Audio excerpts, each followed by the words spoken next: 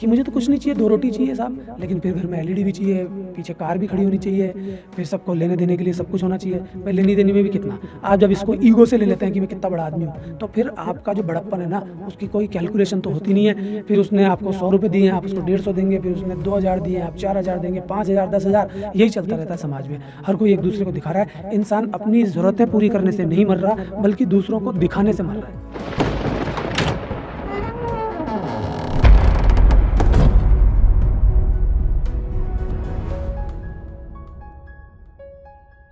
कहीं न कहीं जैसे आप गाइड करते हैं, इस तरीके से बच्चों को अगर कोई गाइड करने वाला हो तो क्या उसका असर ज़्यादा होता है? देखिए, गाइडेंस की तो अपनी अहमियत है ही, लेकिन ज़रूरी नहीं है कि उस बच्चे को कोई इंसान गाइड कर रहा है।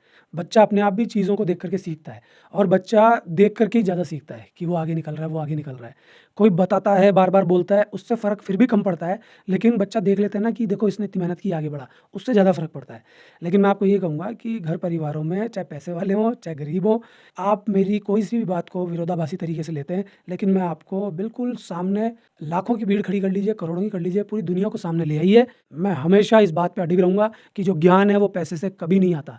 अगर आपको रियल में ज्ञान चाहिए, तो आपकी इच्छा शक्ति होनी चाहिए, आपका मन होना चाहिए, और फिर मन के साथ आपका फ़ोकस होना चाहिए। अगर मन ही नहीं है, आपको ग्रहण ही नहीं करना, तो बात ही खत्म हो गई। मन होने के बाद आपका फ़ोकस अगर डगमगा जाता है, तो फिर ये बहानों में तब्दील हो जाता है कि मेरे पास तो किताब के ही पैसे नहीं थे, मेरे पास तो कॉलेज के पैसे नहीं थे, स्कूल के पैसे नहीं थे, ट्यूशन के नहीं थे, कोचिंग के नहीं थे। ये तो लोगों ने अपनी दुकानें चलाने के लिए शिक्षा को भी आर्थिक स्थिति में जोड़ दिया, शिक्षा को भी पेशेवर कर दिया, और जब से शिक्षा पेशेवर हुई है, तब से सामाजिक लोगों के मन में, सांसारिक लोगों के मन में, और आप जैसे लोगों के मन में भी ये प्रश्न आने लगे हैं कि शिक्षा में भी अगर पैसा नहीं हो बच्चे के पास, तो क्या तरक्की कर पाएगा? मैं कह रहा हूँ ये तो सवाल ही नहीं बनना चाहिए, तो सवाल ही फ्रॉड है।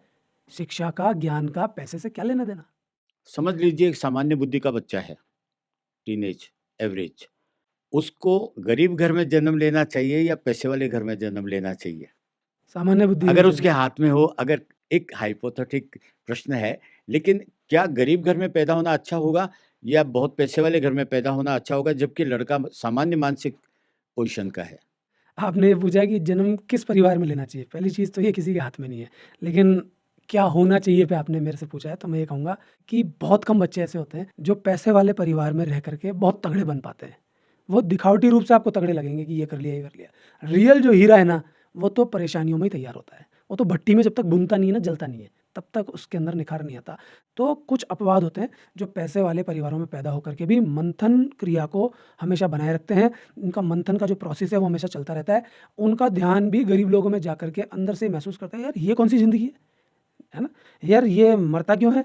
ये बूढ़ा क्यों होता है? जैसे बहुत महात्मा हुए हैं आपके, सुना है आपने स्टोरीज़ की, ये देख कर के उन्होंने राजपाट छोड़ दिया और फिर वो सन्यास की तरफ चले गए या खोजने की तरफ चले गए। तो ये चीज़ें होती हैं, लेकिन ये बहुत कम घरों में होती है, और होगी भी तो बड़ी उम्र के बाद चेत आएगा। लेकिन बच्चा जनरली इन पैसे वाले घरों में बर्बाद ही हो जाता है, क्योंकि उसको सब चीज़ मिल रही है। मैं कह रहा हूँ कि बच्चे को ऐसे घर में पैदा होना चाहिए जिसमें अभाव हो, लेकिन इतनी फीडिंग तो हो जाए कि सही खाने को मिल जाए, उसका शरीर डेवलप हो जाए, क्योंकि देखिए प्रकृति ने एक ऐसी व्यवस्था की है कि जो शरीर शुरू में डेवलप हो गया ना, वो 18-20 के बाद नहीं होगा डेवलप। तो वो चीज़ तो वापस नहीं लाई जा सकती, टाइम को पीछे नहीं लेके जाया जा सकता। तो वहाँ पे तो थोड़ी लिबर्टी चाहिए कि इतना तो मिल जाए।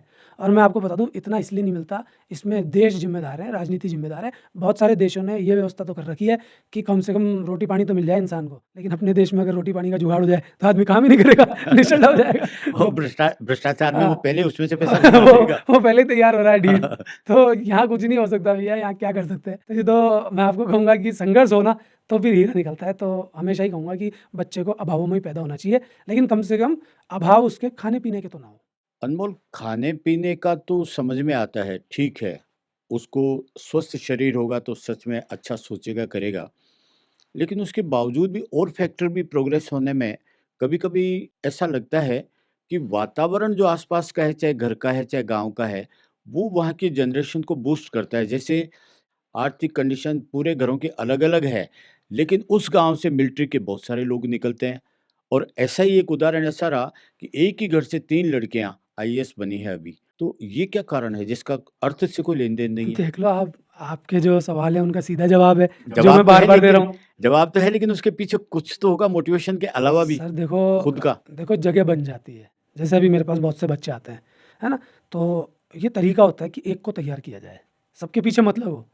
ये वो होता है ना, जैसे कोई बीमारी आ जाती है छुआछूत की, एक को देख-देख के दूसरा पैदा होता है। चलिए इसको उल्टा लेके देख लीजिए, किसी कॉलोनी में अगर एक गुंडा बदमाश पैदा हो गया ना, तो उससे इंस्पायर हो के कई सारे पैदा होने लगेंगे। टचिंग तो होती है ना उनकी, तो गाँव के गाँव तब्दील हो जाते हैं। कई बार गाँव में बहुत सारे लोग सरकारी भर्ती में लग जाते हैं। कई बार गाँव में बिज़नेसमैन पैदा हो जाते हैं। ऐसे बहुत सारे गाँव हैं जिनसे बड़े-बड़े बिज़नेसमैन निकले हैं और उन्होंने पूरे विश्व पटल पे अपनी छाप छोड़ी है। तो वो एक ऐसी व्यवस्था है, एक ऐसी स्थिति है जिसमें टच होके एक दूसरे से इंस्पायर होके आगे जाते हैं। उनको कोई गाइड करे या ना करे, लेकिन वहाँ की व्यवस्था ऐसी हो गई जिसको हम देसी भाषा में कहते हैं यहाँ का तो पानी ऐसा हो गया। तो प्राकृतिक रूप से पानी नहीं आया, बहुत सारे फैक्टर्स हैं जिनके कारण वो चीज़ शुरुआत में जन्म ली और उसके बाद वो फैलती ही चली गई। तो किसी जगह गुंडे बदमाश निकल रहे हैं, उनको आप क्या कहेंगे? वो किससे मोटिवेट हुए हैं? लेकिन स्थिति ऐसी बन गई, फिर उनका मोटिवेशन खुद वातावरण ही बन जाता है। मेरे पास भी तो ऐसे बच्चे बराबर है, होते हैं ना। बराबर है। तो ये सब चीज़ें चलती रहती हैं, उनके लिए अच्छा है कि वो आगे बढ़ें। लेकिन मैं आपको फिर कह रहा हूँ कि आपने खुद ही कह दिया कि पैसे से कुछ नहीं हो रहा, एग्ज़ाम्पल भी दे दिए कि ऐसे बच्चे आगे कैसे निकलते हैं। तो आपके सामने हैं सारे एग्ज़ाम्पल। मैं ये तो नहीं मानता हूँ कि पैसा हो और हेल्प नहीं करे, क्योंकि मैं सामान्य लोगों के दिमाग से सोचता हूँ। लेकिन बहुत अद्भुत चीज़ें सामने आती है और वहाँ आप जैसों से कुछ कहीं-कहीं गाइडेंस लेने का या चर्चा करने का मन होता है। कहीं-कहीं ऐसा होता है कि घर का एक ही मेंबर है, उसके बहनें हैं, छोटे भाई वगैरह हैं। ज़िम्मेदारियाँ इस कदर है कि 2 रास्ते उसको दिखते हैं और ये मैंने प्रैक्टिकली देखा है और सक्सेसफुल देखा है।